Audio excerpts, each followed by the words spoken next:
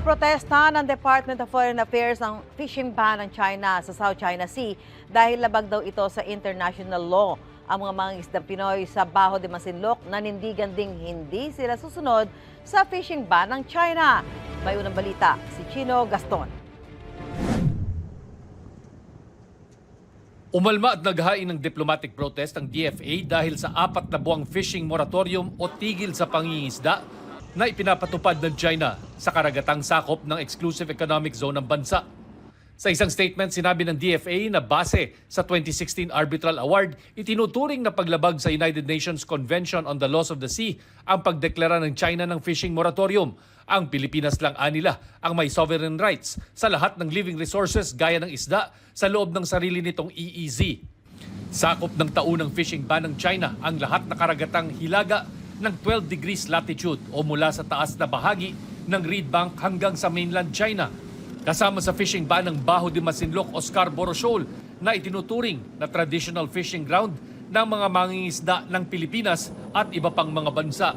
Ang mga Pilipinong mangingisda hindi raw susunod sa fishing ban ng China pero may dama pa rin silang takot dahil sa naunang lumabas na balitang mga aresto ang China sa mga papasok sa itinuturing nilang teritoryo. Lamang po yung kinikilala nating batas. Kung ano yung ating umiiral na bansa sa ating bansa, yun lamang po yung ating kinikilala. Wala po kami pakialam sa mga sinasabi po nilang batas nila na yan. Sakaling ituloy naman ng China ang bantang mang-aresto ng mga mangingisda, pwede raw itong basihan ang bagong reklamo laban sa China sa ilalim ng UNCLOS. Pwedeng hindi pansinin yon. And if they try to enforce it, then that will be, again, an imposition, and it will be contrary to the 2016 South China Sea arbitration then.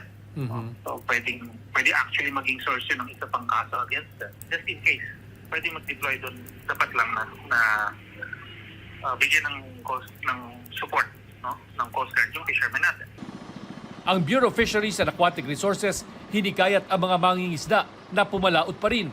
Pilipino lang daw ang may karapatang maglagay ng anumang kondisyon sa sariling EEZ. Ang gabay natin sa ating mga mangisda, walang pwedeng pumigil sa kanila na mangisda sa katubigang sakop ng Pilipinas. And of course, yung presence, you will maintain the presence. Yung presence, yes.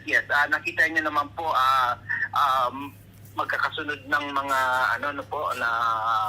missions ang ginagawa natin para ma-establish natin yung presence sa West Philippine Sea at maramdaman ng ating mga mangingisda ang presensya po ng pamahalaan. Sinusubukan pang kunan ng pahayag ang Chinese Embassy.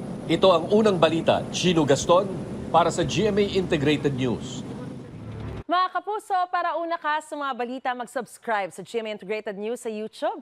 Sa mga kapuso abroad, subaybayan niyo po kami sa GMA Pinoy TV at sa www.gmanews.tv.